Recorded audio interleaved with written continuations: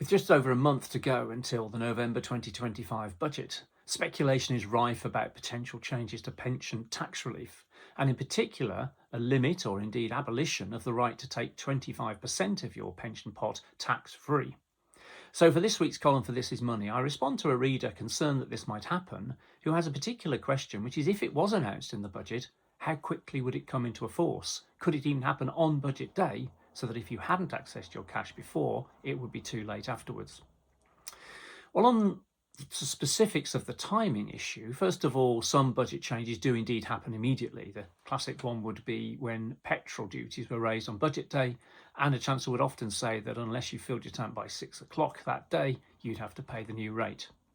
It's slightly more difficult with pension tax relief. It's a complicated area, but in theory, the chancellor could say that tax-free cash had been capped or scrapped, and then Parliament would debate it and vote on it subsequently, but she could announce that it had taken effect with immediate effect on the day of the budget. But I think this would be a high-risk strategy for the Chancellor. First of all, millions of people are now saving in workplace pensions that are building up a pot of money and are expecting to be able to take tax-free cash. So a dramatic cut in the limit would affect so many voters it's politically infeasible.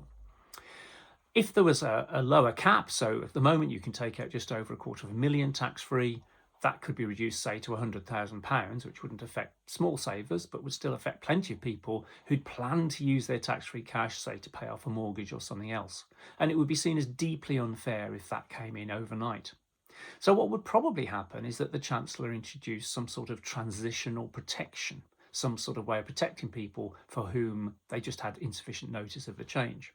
And we've seen that happen before with previous cuts to pension tax relief, notably the cuts to the old lifetime allowance, which happened 3 times in the 2010s, and each time transitional protection came in. But from the Chancellor's point of view, the problem there is that if she protects most of the losers, she doesn't get any money. So she gets all the political grief on day one, but none of the money probably this side of the next election, and that's not a great combination for the Chancellor. So overall, I think it's exceptionally unlikely that the budget will see a major change to tax-free cash. I'm sure it's looked at, just as it probably has been every year for about the last 40 odd years, but chancellors have keep on refraining from making this change, and I think it would be a huge political gamble if the chancellor were to go ahead on that basis.